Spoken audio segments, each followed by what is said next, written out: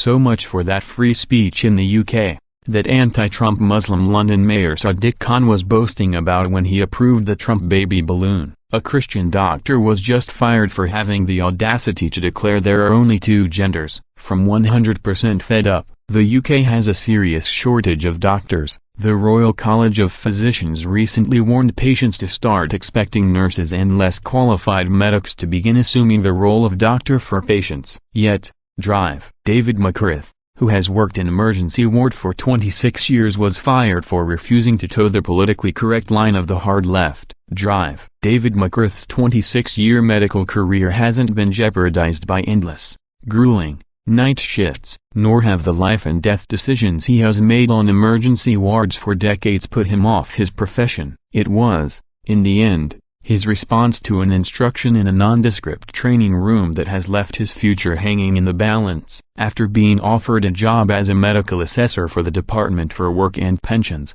DWP, David was told to refer to those seeking disability allowance as whatever gender they requested. So, should a man have walked into his office claiming he was a woman, he would need to be treated as such, and described in any correspondence with the pronoun she not he. In an age in which the government and the NHS are subjecting transgender issues to ever greater scrutiny, it was an edict that David had been dreading, and one the 55-year-old was unwilling to obey. As a Christian, I believe gender is determined biologically and genetically, he says. He was also very aware that expressing such a belief would be likely to end his career. I was scared, really frightened, he admits. I knew it could be the end of my work as a doctor, but I could not live with myself if I didn't speak up. It would be dishonest, and I didn't want to live a lie.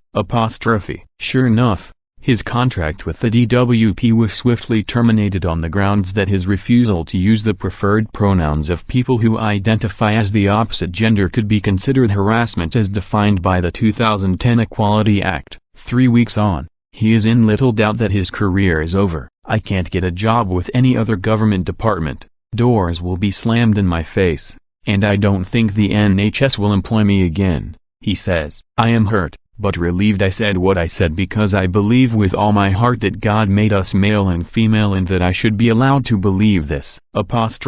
His strong opinions on one of the most divisive subjects of our times are, he insists, not the only issue here. What is also at stake is our right to say what we think without risking our jobs. It is not a question of whether we agree or disagree but whether we are free to say so, he says. I'm not out to upset anyone. I care deeply about transgender people, but we must be able to say what we think and defend what we believe in a non-combative way. Otherwise, we will turn into a dictatorial state in which we are all enslaved. Only 2 days ago, the Royal College of Physicians announced that due to a lack of doctors, that nurses and less qualified medics would be assuming the role of doctor for patients in the UK. The Royal College of Physicians said an NHS workforce crisis means there are nowhere near enough doctors to fill the gaps. It warned that the days of Sir Lancelot Spratt, the fictional surgeon who always had an entourage of junior doctors in the book,